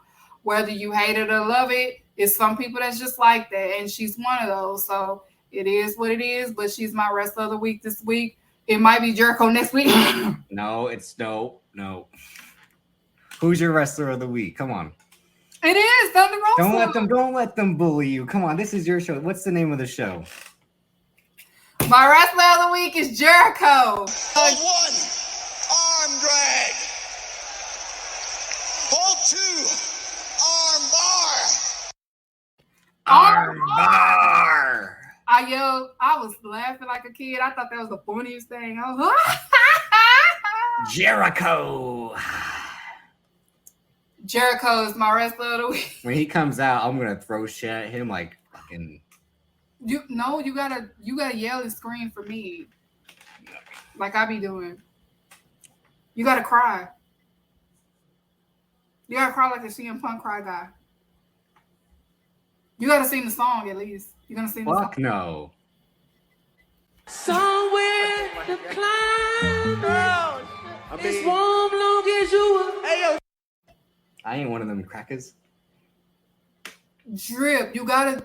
Whatever I become, they gotta say it with everybody. They've been singing it for 2 years. You have to sing it too. No. I'll sing if they play Break the Walls Down. Oh my God, I'll lose it if he come out with that. He said he has something special to come out to, so I will lose it if he come out with that. I'll lose my mind. Okay, so enough of the rest of the week. Let's get on the Goofy of the week. This week, Goofy of the week, it was been highly requested in my DMs and my emails is FTR. Fuck the revival. Cut. That's the only time I'll ever agree with Cody Rhodes. The only time. And maybe, never mind. I already know what you're going to say. Yeah. I already know what you're going to say. FTR was highly recommended this week to be Goofy of the Week. I didn't choose it. The fans chose it. I call them my Keekers. All my supporters are called Keekers. So the Keekers have requested FTR be Goofy of the Week. It has nothing to do with Dax going off on Dave Meltzer. It had a lot to do with him actually supporting fucking the scum of all scums, Cornette. What had happened was supposedly there's a rumor circling around that Young Bucks did not want to drop to FTR. I don't know. Now correct me if I'm wrong in the chat. But supposedly Cornette mentioned it or hinted or something like that, and Dax agreed to it and also said positive things about Cornette. Now, it's been a divide in the AEW fandom between FTR and that since they came out. Now, we do know that Cornette is a Kenny Omega hater. He said some racial things towards Lucha Brothers. He said some things towards... He said racial things the last 50 years. Yeah, he been saying a lot of shit, so it was very disappointing to a lot of people that people like Dax would back up Cornette or... Why is it a surprise? Look what these guys stand for. Old school wrestling. We just grab a hold and we just punch the shit out of you. We're going to fucking wrestle with our mustaches and our fucking... Yeah. It's been a division. So that's why FTR is the Goofy of the Week, because it's been recommended because they are, as people say, dick riding Cornette. Cornette has seen everyone on the internet dick rides someone. Yeah, that's a fact. And they don't like them dick riding Cornette when several people do not like them, especially in AEW, especially because he continuously disrespect Kenny Omega for no reason and say certain things about him and his sexuality and things like that. He has said things towards Lucha Brothers and what they do that I ain't like as well. and he said something towards Jay Cargill that I ain't like as well. He said something about a lot of people that I don't like, as you know, especially towards Black women. So I understand why people didn't like that Dax was so adamant about what Cornette does and respect him and love him, blah, blah, blah, blah. And then, of course, he went off on Dave Meltzer. But I don't care for Dave Meltzer. He has me blocked because I said, I had said, all you got to do is take a day to clean your room and it'll be clean. That's all I said. And Hey, I leave my uncle alone, all right? Leave my uncle alone. I'm sorry. I didn't mean to. Graham, could you join us for a minute? Because... All right, so here's the thing. I feel like I've been summoned.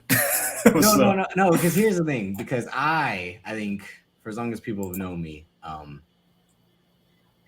not been the biggest fan of FTR or the Revival as they were known. Okay. I always thought they were boring, overrated.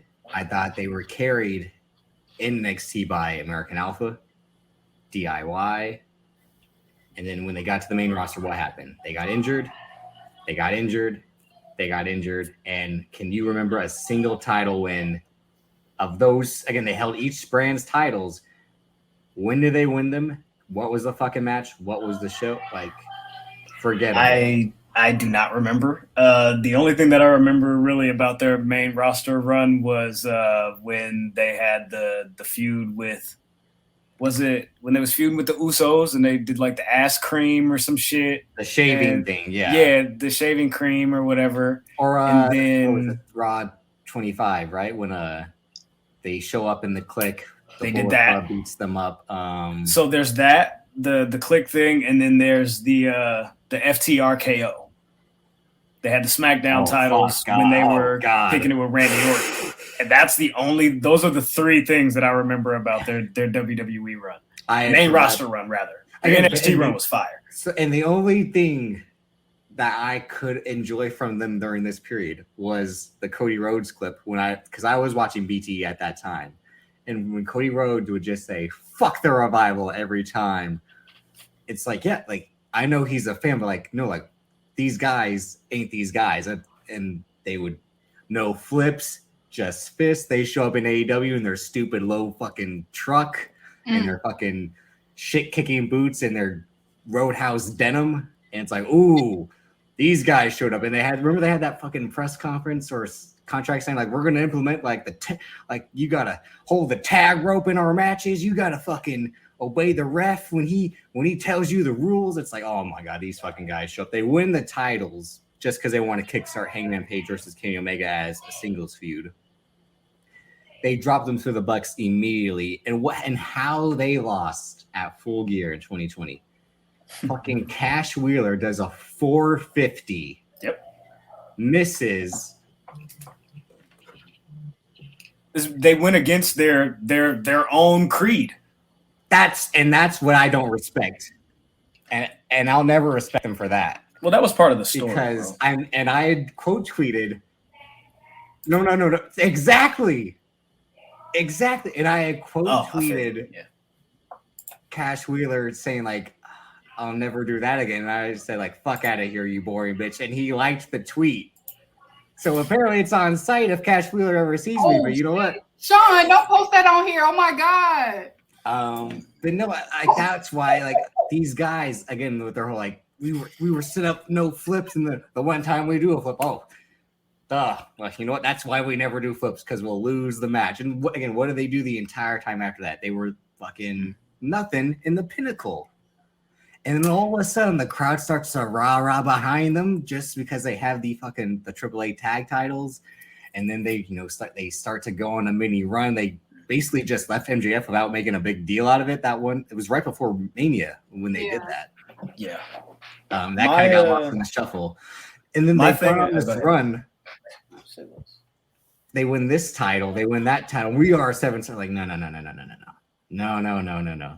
Because everyone was scared that you guys might walk away, they're trying to keep you in the good graces. You might be the tag champs over here.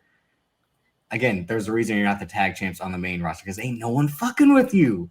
You guys aren't good. My only grip is they keep acting like like y'all got all the titles and y'all acting like that it's not enough. That's my only girl. I'm like they keep making posts as if like, yo. Oh, how long have we been the number one contenders? I'm like, y'all got all the belts. We know.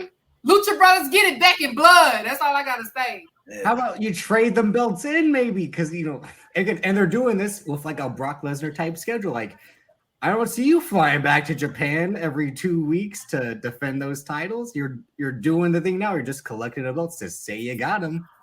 Lucha Brothers, get it back in blood. Get it back in blood. My thing with FTR is I don't think FTR is them dudes like that.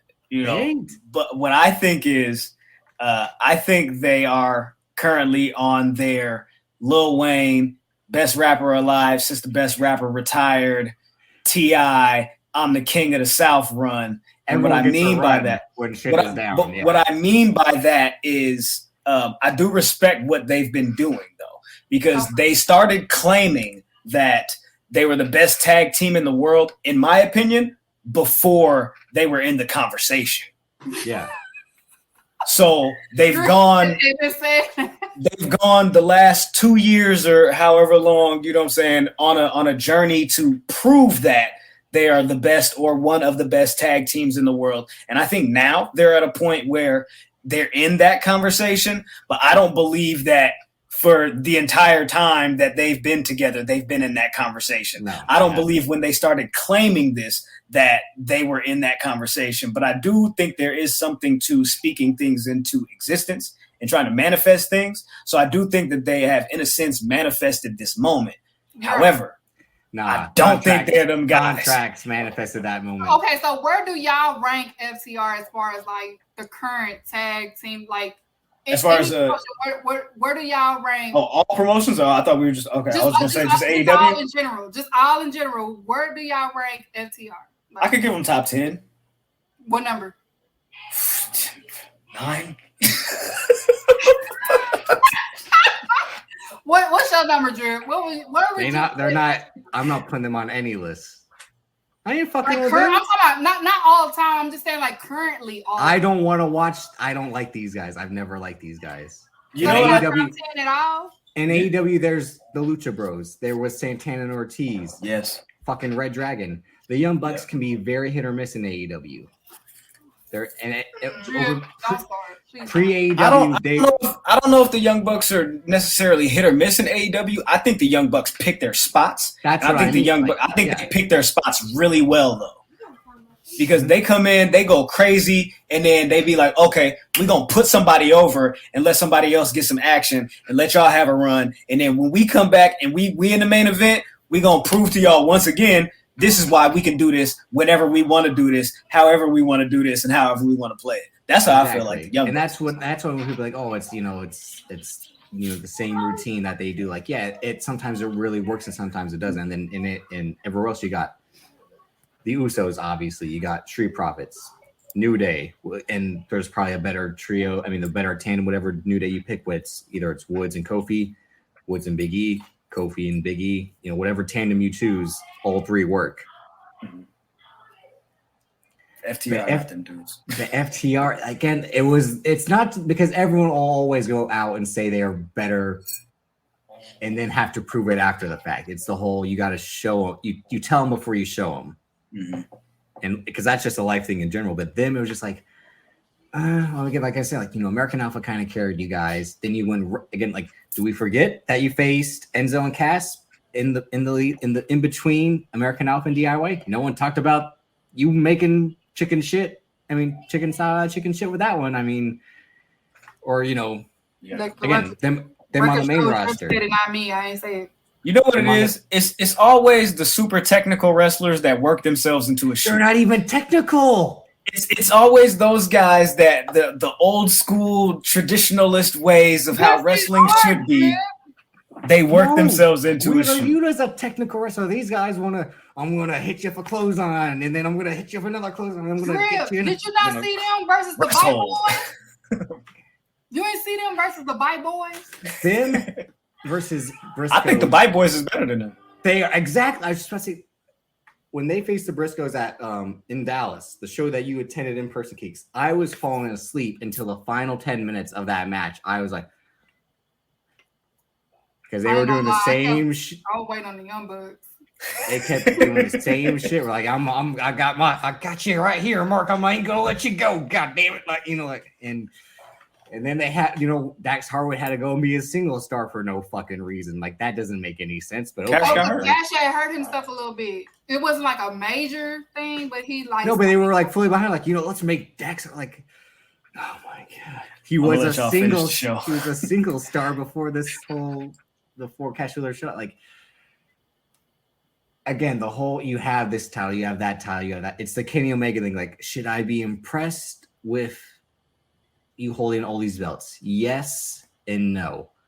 At least Kenny Omega was constantly defending them, and that's ultimately what was fucking breaking his body down even worse. Mm-hmm. Again, FTR just faced the Briscoes. When was the last time they went to Mexico? When are they going to Japan? I know that I think they just did the tapings recently, but it's like I know they said for October in Mexico, yeah. But I don't know about New Japan. And I guess it's just based on how the promotions are booking them. And these days, if you want something like this, guys have multiple belts. It's like I said, the Kenny Omega thing. You're either going to go all out or you're just going to hold a belt, defend one here 1 month, one here the next month, the other that month. I guess hold the belt until Wrestle Kingdom. I think AEW went out of their way to give them all this stuff in this spotlight, and then again failed to pull the trigger on them versus Young Bucks for all the gold. Whether that was Young Bucks allegedly not wanting to do the job, I ain't gonna trust what Jim Cornette says. No, they didn't. Even though I don't like Dave Meltzer as a hot taker or an opinionist, I respect him as a historian and as not so much as someone who would deliver news, but I respect him as a historian. But yeah. Me too. If he were to say this, I would trust it a little bit more in terms of the Young Bucks not wanting to do the job to FTR. That's why they dropped him the Limitless Swerve. But even still, that was the match to make, and for the Bucks to not realize that's on them. I also don't think they're that selfish. I get you probably don't like these guys, given the whole. Again, this was something that was almost 5 years in the making. From what I heard was Matt Jackson was like, we can still do the story. We don't have to be the tag, champions to still do the story because of the trios belt is coming out anyway. But they already did, but they needed to do it this way as the rubber match because the first ever matchup was for the AEW titles and the Young Bucks won. Mm-hmm. They did the rematch right after Supercard of Honor when FTR defended the ROH titles and FTR won that one. So it's 1-1. And this one, all the gold on the line, the titles that the Young Bucks have held before, IWGP, ROH, AAA, and to be the reigning defending AEW champions. Again, not really tripping. That's why, like what Cornette says, like, bro, we done had these titles before, so that's not really that ain't shit to us. But it sells the story of like this could go. And again, if you want to hype it up as like this will be the greatest tag team match of all time between the two greatest tag teams of their era for four of the most prestigious tag titles in the world, like that sells. Like that's the cap up, like the cap off to the story. Like that's how you do. Like what sucks about Roman Reigns, Brock Lesnar at SummerSlam, even though the match was good, it's like you told the story perfectly in terms of WrestleMania, like. 1-on-1 for the third time at Mania, both titles on the line. You didn't have to do it again at SummerSlam, but they had a great match, so it didn't really matter that the build up to it was what it was.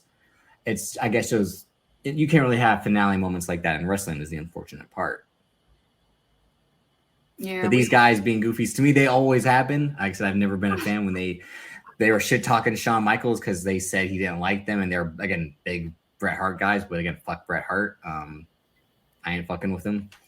And again, Bret Hart, what's he do? Throw people under the bus whenever he gets a fucking chance to talk. Just like these guys will they want to say like, yeah, they've been trying to keep us down here in AEW since we got here, but we're still rising to the top. God damn it. Like, no. Yeah, man. That's the only thing I don't like. I'm like, all right, nobody's holding you back. Y'all got 3 fucking titles. Y'all got all the gold. Y'all got all of them. Nobody's holding y'all back. No. But pay homage to the fucking, Mid-South, the Mid-Atlantic. Bobby Eaton, all the fucking guys from the 80s. If you want, I get it. You don't have abs. You don't do 630s. We get it. Okay. Keith Lee doesn't have abs, and he's a fucking phenomenal wrestler. I mean, Drip said, homie, this is our day. Adam Cole is my height and build, and he puts on great matches. It's not always about the look. I know the one guy in charge who had to step away loved a guy with a certain look, and you weren't his, cup of tea, but it's okay. Right. It's okay in this age in wrestling to look however. That's the thing now.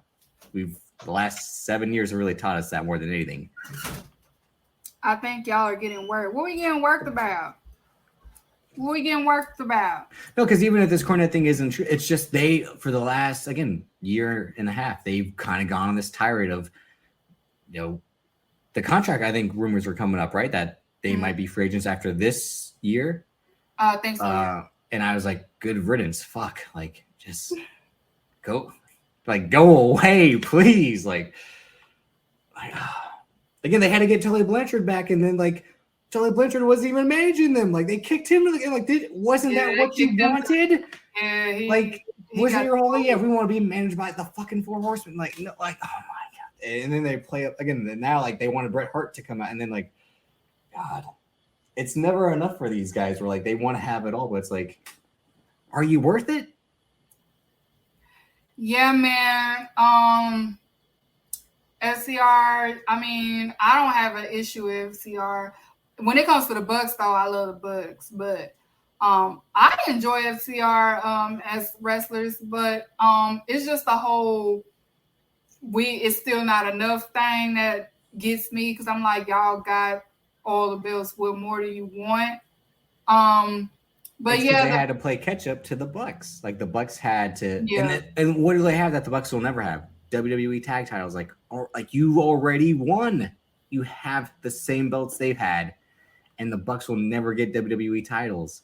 You've won in terms of look at the accolades we have versus the accolades you have. It's over in the overall sense of rings versus rings. I don't think so, because FTR is technical, and WWE is not technical at all. So it's but they were tag champs in what is kind of known as the technical era of WWE. I mean, it was nobody remembers though.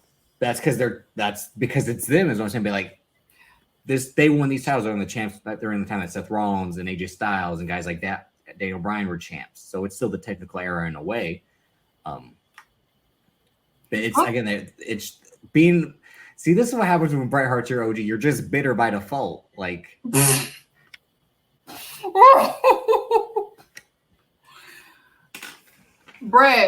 Hart, if you ever tune in to this show, listen, bro. All your ops felt it, okay? Let it go. Bret Hart got what he deserved. That's the end of the story. Let it go, Bret Hart, okay? Vince is facing his. Trips face his. He won. Listen, Trips always wanted that last match. He's never going to get it now because of the heart situation. Trips got his. Rest in peace to, you know what I'm saying? I'm saying, everybody that you did not like all face their karma. So it's time to let it go, bro. You gotta let it go. That's why he aged like that, because he ain't let it go. You gotta let it go. Breathe, be free, Bret Hart. Ride off into the sunset. I saw that he did a whole video somebody posted today of him. What he say? F Bill Goldberg. Okay, we get it. Oh, we've never heard that before. Yeah, I'm just okay, we get it, bro. That's why he aging like that. He looked just as old as Ric Flair, and he younger than him. No, I won't go that far. Actually, no. Bret Hart looks good for his age. I'm just saying, his career ended shorter than he probably thought it would, because No, I'm gonna tell you, he looked good for his age. He looked older. No, he looks how he's supposed to look. But before we get out of here, because I think that was the last thing. But like you had said earlier, this Wednesday I will be attending my first AEW show. Quake at the Lake is what they're calling it, which is just terrible. No, it's not. Oh my God, look at the bang. Y'all getting this on free TV. No, it is terrible because Graham will know we're from California and we actually get earthquakes in fucking California. And now I'm in Minnesota. We don't get earthquakes. Like, well, this is your earthquake. This is the quake by the lake. You get to see Los Ingobernables de versus AEW. Lucha Brothers for free, bro. Like, it's not for free. I'm paying $500 to take me and my dad. Free TV. Y'all listen. I manifest this. I ain't got the Twitter yet. Y'all know I tweeted this. Yeah, no, this is I'm telling you, Tony Khan's like, and here's the when FTR comes out, I'll be booing the shit out of FTR. And my dad had said that Dax Harwood looked like he was in Judas Priest.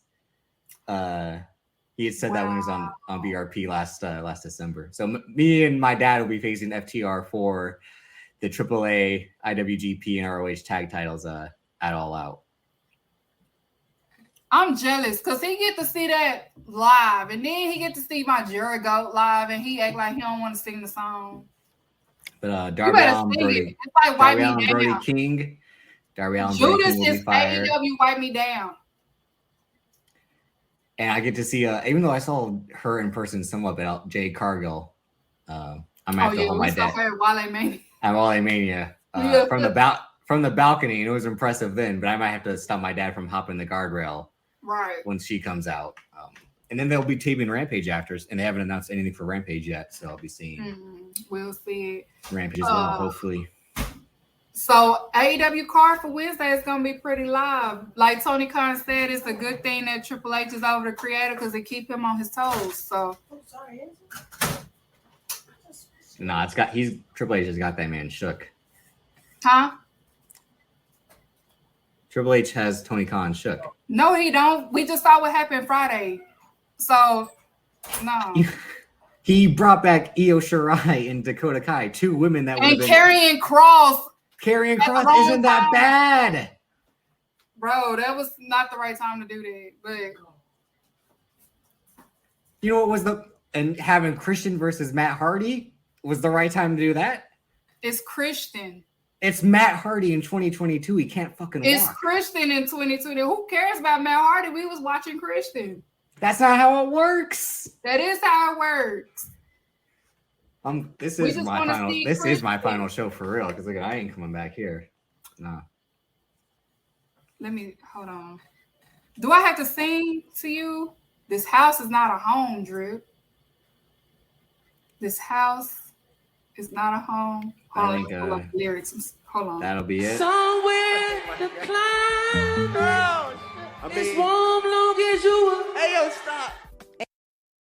Drip. It was fun while it lasted. And yeah, I mean, what can I say? Come back home. Till my baby's born. Till my baby is born. Drip, I'm pregnant. Well, that ain't my baby. I know that. Drip. And I got this. I made this woman a special custom-made hat in red. See, I went all out. I still got it. I still and you see wear what she it. did? No, I see what she does to me. Nah. Graham said the show has to go on. Yeah. But you could have said no. You could have stood by me and nope. Graham, help me. But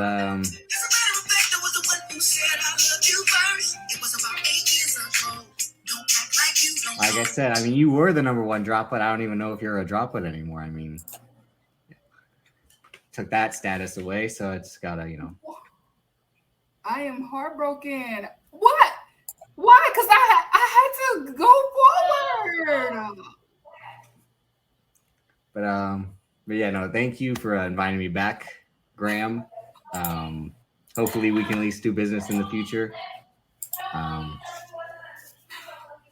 Drip, And, yeah. my feelings. Drip, we had a good thing. Drip, we ate chicken wings together. We got drunk together. Oh my! I was not drunk. Oh, that was just me. Oh, okay. We was drinking. I together. may have been. We had chicken wings together. I don't know why, but I was on one that weekend because I wasn't drunk, but I was like powering. We through. watched WrestleMania together. Oh my god. Yeah, I know. We got to see, but those are now. Those come back. Oh my god. Those are all just memories, and that's all life leaves you. Together. That is the big thing. We ate chicken wings together. Not anymore. We don't.